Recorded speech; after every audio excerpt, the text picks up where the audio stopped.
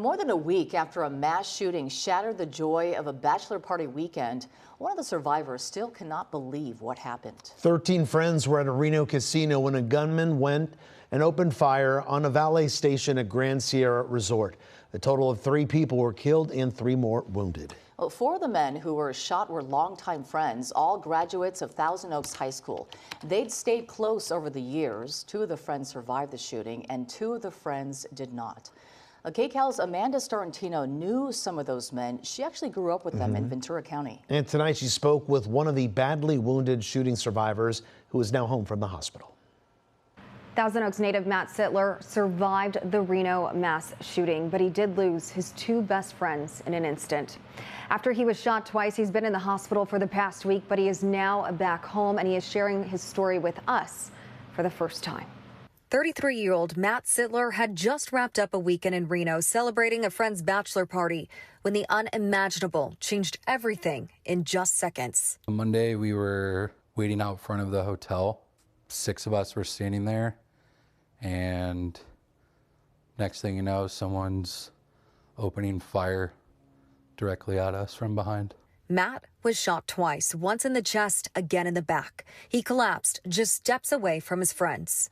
I was having a hard time breathing because I got shot in the chest, and the bullet cracked my ribs, which then collapsed my lung. So in the moment, I was really trying to just think about breathing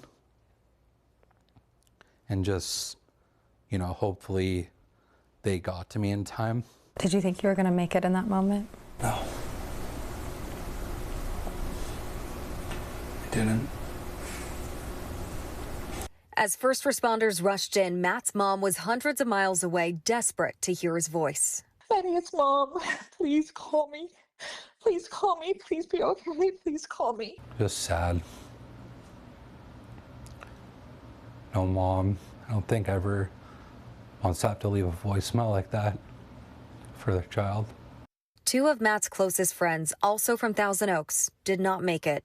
Justin Agulia, newly engaged, and Andrew Canepa, father to 6-year-old Caden. Andrew was Matt's best man just a few years ago. And this goes for both of them. Everyone loved them. This would light up a room. Really infectious smile. Someone you just want to be around. Matt now recovering back at home in Thousand Oaks with multiple bullet wounds, massive bruises, surgery, scarring, and a fractured pelvis. He says it's the mental scars and the heartbreak of losing 2 loved ones that may take the longest, if ever, to heal. Survivor's guilt, and I would be lying if I said that I don't have it. My heart is heavy, just like everyone else's who knew them or were connected to them. I feel like I was given a second chance at life.